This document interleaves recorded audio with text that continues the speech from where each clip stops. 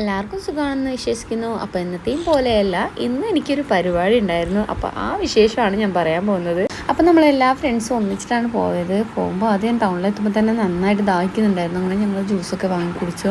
അത് കഴിഞ്ഞിട്ട് ഞങ്ങൾ വേഗം നടക്കാൻ തുടങ്ങി. കാരണം പകുതി പേര് മുമ്പേ എത്തിയിട്ട് നമ്മൾ വെയിറ്റ് ചെയ്തിട്ടുണ്ടായിരുന്നു. പിന്നെ എല്ലാവരും കൂടിയിട്ട് ആദ്യത്തെ ഫംഗ്ഷനിലെത്തി. ഒരു എൻഗേജ്മെൻറ്റ് ഫംഗ്ഷനായിരുന്നു.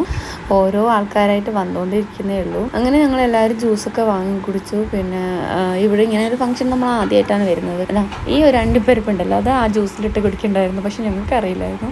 അങ്ങനെ ഞങ്ങൾ ഒരുപാട് വീഡിയോസും ഫോട്ടോസും ഒക്കെ എടുത്തിട്ട് ഭക്ഷണം കഴിക്കാൻ വേണ്ടിയിട്ട് വേറൊരു സ്ഥലത്തേക്ക് പോയി. പിന്നെ ഭക്ഷണമൊക്കെ കഴിച്ചിട്ട് രണ്ടാമത്തെ ഫംഗ്ഷന് വേണ്ടി പോയി. കാസർഗോഡ് നിന്ന് പൊയിനാച്ചിക്ക് ഓട്ടോ പിടിച്ചിട്ടാണ് പോയത്. രണ്ടാമത്തെ ഫംഗ്ഷന് പൊയിനാച്ചിയിലുള്ള ഈ ഒരു ഓഡിറ്റോറിയത്തിൽ വെച്ചായിരുന്നു. ഈ ഒരു സംഭവം കാണുമ്പോൾ എനിക്ക് കാര്യസ്ഥ മൂവിയാണെന്ന് പറഞ്ഞത്. സത്യം പറയാലോ, കാരണം കാര്യസ്ഥ മൂവിയിൽ ഓരോ ആൾക്കാരും വരുമ്പോൾ ഓരോരോ വീഡിയോ എടുക്കുന്നില്ല, അതുപോലെ എനിക്ക് തോന്നി. നമ്മുടെ ഓഫീസിലെ സ്റ്റാഫ് ഒരുപാട് പേരുണ്ടായിരുന്നു.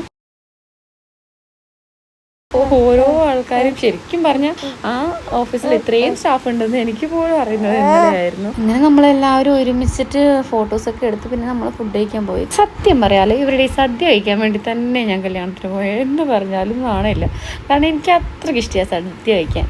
അത്രയ്ക്ക് ടേസ്റ്റ് ആയിട്ടുണ്ടായിരുന്നു സദ്യ കഴിച്ചതിന് ശേഷം പിന്നെ കേക്കൊക്കെ കട്ട് ചെയ്തു. പിന്നെ ഒരുപാട് ഫോട്ടോസൊക്കെ എടുത്ത് കഴിഞ്ഞിട്ട് അവിടെ നിന്ന് നമ്മൾ സ്ഥലം വിട്ടു. അപ്പോൾ ഇന്നത്തെ വീഡിയോ ഇത്രയേ ഉള്ളൂ. Okay, by.